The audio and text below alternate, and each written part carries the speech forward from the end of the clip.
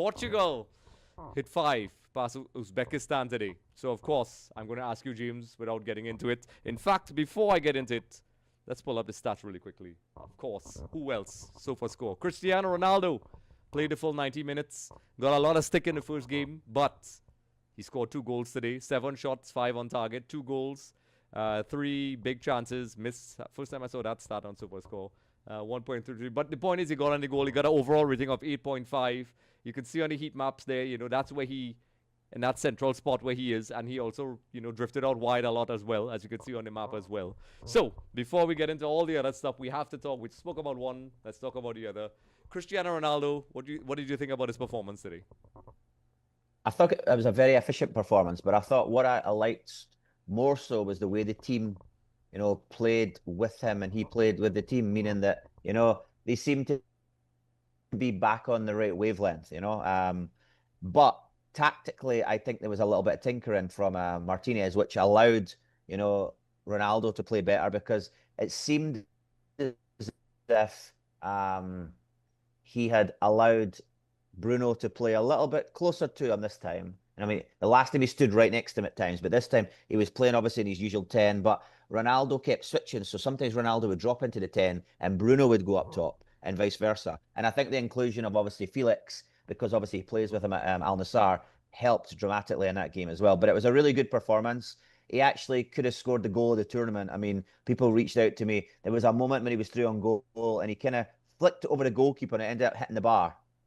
And it was like, wow, but it just didn't go in, and that would have been the hat trick. But it was a really polished performance. But what I liked as well is he allowed other players to get involved. For example, the goal from Nuno Mendes from the free kick. Yes. He was standing over it. Everybody thought he was going to take the free kick, and Nuno Mendes obviously scored the free kick. And then there was another few moments as well when he just let Bruno take the free kick. So it seemed to be a more mature Ronaldo in a sense, because 4 years ago he's going to be taking everything, so it was a good performance, and I think everybody's now showed up. The only one that we're waiting on now is Neymar tomorrow against Scotland, but we'll see about that one. Yeah, we'll get to that. We'll get to that, folks, because just to pause in what we're talking about, James and I will be doing our third watch along tomorrow for Scotland versus Brazil.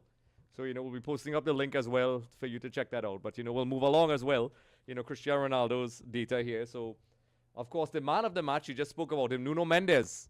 From SofaScore, he got an 8.9 rating. As you could see on the heat maps here, he dominated. You could see all the red on the maps there, folks. That side of the pitch, 90 minutes played, 3 key passes, 2 key tackles, 1 goal, 1 big chance created, and an overall top performance according to SofaScore.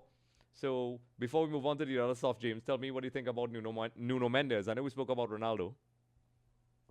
Well, I thought he looked a lot more confident this game.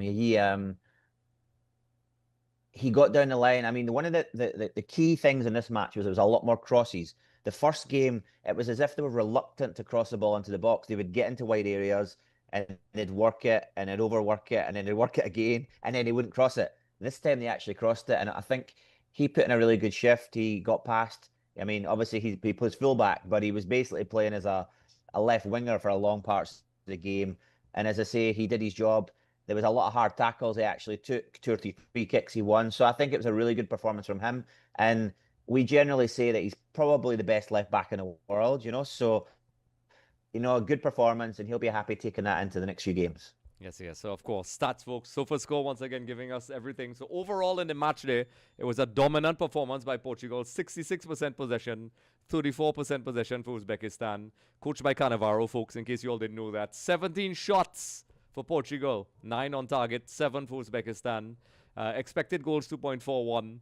The duels won 55% for Portugal, 45% for Uzbekistan. 7 big chances created for Portugal, 0 for Uzbekistan. 7.40 overall SofaScore rating, 6.27 from SofaScore. And then, of course, the formations that were used by Martinez. We saw, according to SofaScore, the 4-2-3-1.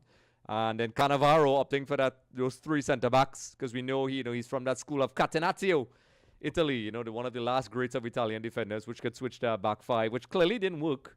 And I'm sure he was very upset. He probably tried to set up the team to stop this very powerful Portugal team. And, of course, overall, it was a dominant performance by Portugal.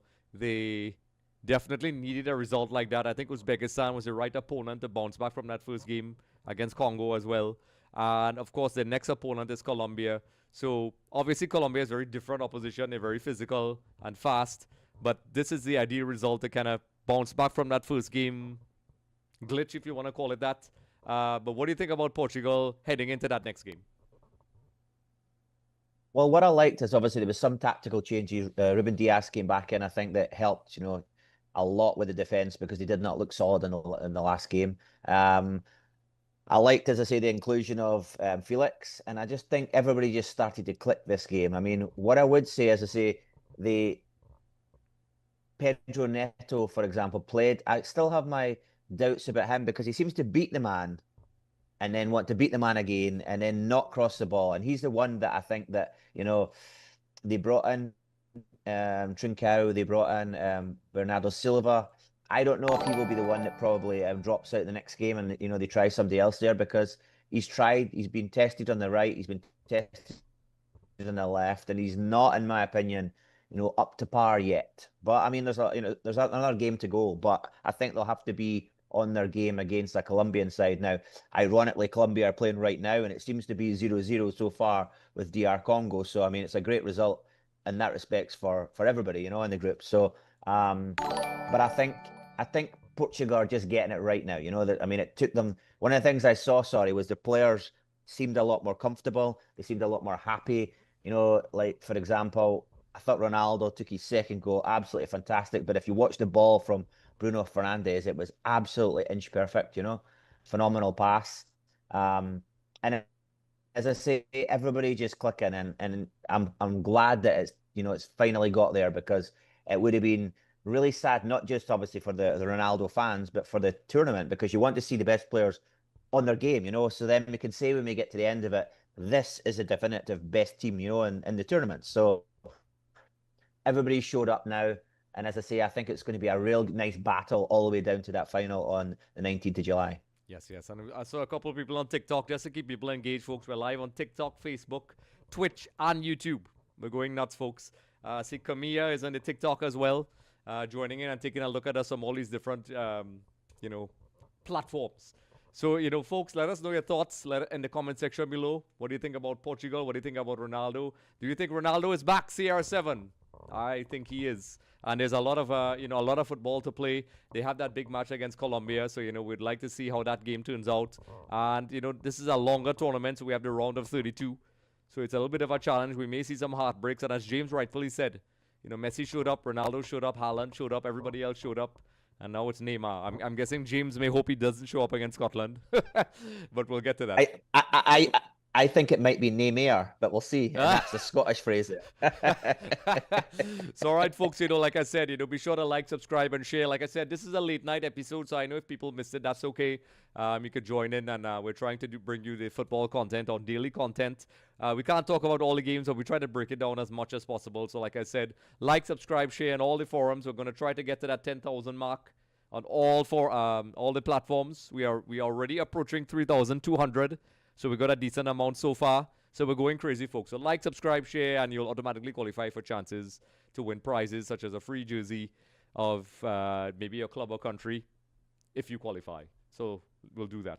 Hey everyone, thanks for watching Extra Time TV. Don't forget to like and subscribe.